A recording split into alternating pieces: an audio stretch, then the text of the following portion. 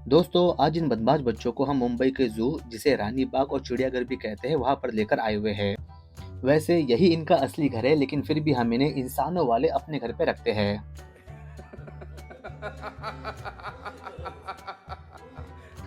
वैसे इस ज़ू की एंट्री फीस है एडल्ट की 50 रुपीज़ और बच्चों की 25 रुपीज़ पर पर्सन। हमने एक फैमिली टिकट लिया था जो कि 100 रुपीज़ का था, जिसमें हस्बैंड, वाइफ और 2 बच्चे आते हैं। जैसे शादियों में बच्चे बिना मतलब के यहाँ से वहाँ भागते हैं, वैसे ही ये बदमाश बच्चे भी इस ज़ू के अंदर आके यहाँ वहाँ भागने लग जाते हैं। अंदर आते ही इनका पोपट हो जाता है, क्योंकि यहाँ पर लिखा हुआ था बब्बर शेर कमिंग सून। हर बार की तरह इस बार भी बब्बर शेर नहीं था। अब इन्हें बब्बर शेर तो नहीं दिखाई देता है, लेकिन थोड़ा आगे बढ़ते इन्हें एक जगह पर बहुत ज्यादा गर्दी दिखाई देती है। जैसे ही ये थोड़ा आगे बढ़ते हैं तो इन्हें पता चलता है कि यहाँ पर तो स्लॉथ बियर है। अच्छी बात ये थी कि यहाँ पर 2 बड़े बड़े स्लॉथ बियर थे। ऐसा लग रहा था कि ये दोनों स्लॉथ बियर हस्बैंड और वाइफ है, क्योंकि जिस तरह घरों के अंदर हस्बैंड वाइफ आपस में लड़ाई करते रहते हैं, उसी तरह से ये स्लॉथ बियर यहाँ पर लड़ाई कर रहे थे। यही नहीं, अभी और सुनिए। लेकिन जो भी हो, इन्हें देखकर इन बदमाश बच्चों को बहुत ज्यादा मजा आता है। वैसे आप लोग भी कभी इस तरह से जू में गए हो? अगर गए हो तो वीडियो को लाइक जरूर करना। स्लॉथ बियर को देखने के बाद में ये दोनों बदमाश बच्चे टाइगर को देखने के लिए जाते हैं।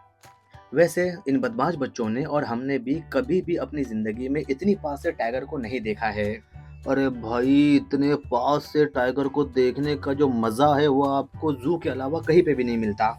हमारा तो दिल कर रहा था कि टाइगर को वहां से पकड़कर अपने घर पे लेके चली जाए, लेकिन टाइगर के बड़े बड़े दांत देखकर और उसके बड़े बड़े पंजे देखकर हम लोग पीछे हट गए। टाइगर को देखने के बाद में इन्हें दिखाई देता है हिप्पोपोटामस, जिसे दरियाई घोड़ा भी कहा जाता है। ये हिप्पोपोटामस ज्यादातर पानी के अंदर ही रहते हैं और यहाँ पर 2 बड़े बड़े हिप्पोपोटामस भी है। ये सब देखने के बाद में इन्हें अपने भाइयों की याद आ जाती है और ये आ जाते हैं बंदरों के पास। बंदरों को पिंजड़े में देखकर ये दोनों हमसे गुस्सा हो जाते हैं और ये कहते कि हमारे भाइयों को अंदर क्यों रखा है, इन्हें भी बाहर निकालो। इन्हें देखकर तो बंदर भी चिल्लाने लगे कि भैया भैया, या तो हमें बाहर निकालो या तो फिर तुम अंदर आ जाओ। हमने तो जू वालों से भी कहा था कि भैया ये दोनों बंदरों को भी अंदर रख दो, लेकिन उन्होंने कहा कि भैया हमारे पास पहले से ही बंदर बहुत ज्यादा है और बंदरों की जरूरत नहीं है। अब बंदरों को देखने के बाद में ये दोनों बदमाश बच्चे आ जाते हैं सांभरों को देखने के लिए। अब यहाँ पर सांभर तो बहुत सारे थे, लेकिन एक भी सांभर इन्हें देखकर उठता नहीं है। लेकिन ये दोनों पागलों की तरह ऊपर नीचे चढ़ चढ़कर उन सांभरों को देखते रहते हैं। सांभर मनी मन कहते हैं इन्हें। तौबा तौबा तौबा, थारा मूड खराब कर दिया। लेकिन फिर भी ये बदमाश बच्चे ऊपर नीचे बैठ बैठकर सांभरों को हाय करते हैं, बाय करते और उन्हें बुलाते रहते हैं। दोस्तों, इस जू में असली मजा तो यहाँ पर आकर पेंगुइन देखने में आता है। पेंगुइन जो होते हैं वो सिर्फ और सिर्फ बर्फीली जगहों पर ही पाए जाते हैं। उन्हें मुंबई में देखने के बारे में तो कोई सोच भी नहीं सकता, लेकिन फिर भी इस जू में उन्हें अच्छी तरीके से रखा गया है।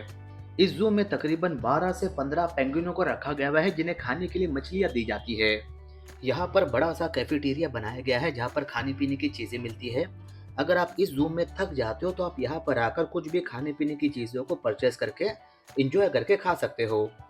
ये जू बहुत बड़ा है और यहाँ पर चल चल कर दोनों बदमाश बच्चे थक जाते हैं तो दोनों मेरी गोदी में आ जाते हैं। लेकिन कुछ देर के बाद में मैं भी थक जाता हूँ तो मैं एक को गोदी से उतार देता हूँ, लेकिन वो जिद करता रहता है कि अब्बू मुझे भी लो, मुझे भी लो।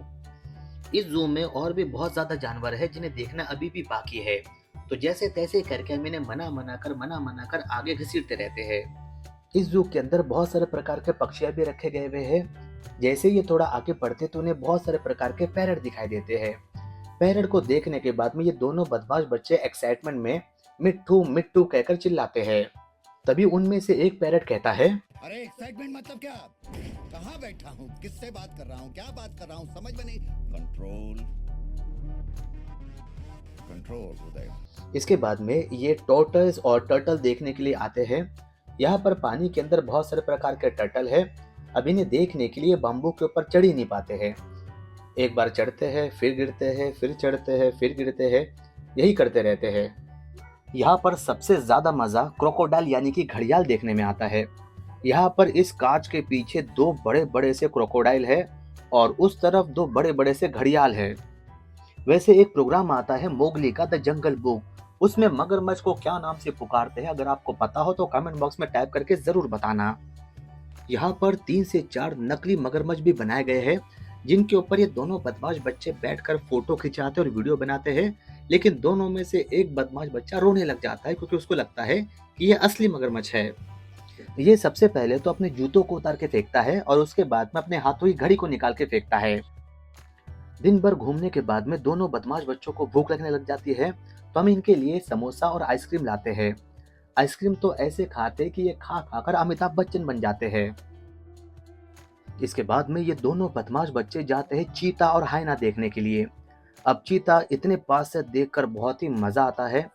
वैसे क्या आपने कभी इतनी पास से चीता और हाइना को देखा है? अगर देखा है तो वीडियो को लाइक जरूर करना। तो दोस्तों, बदमाश बच्चे यूट्यूब चैनल को सब्सक्राइब करके रख देना, क्योंकि यहाँ पर इस प्रकार की बहुत सारी मजेदार वीडियोस आती रहती है।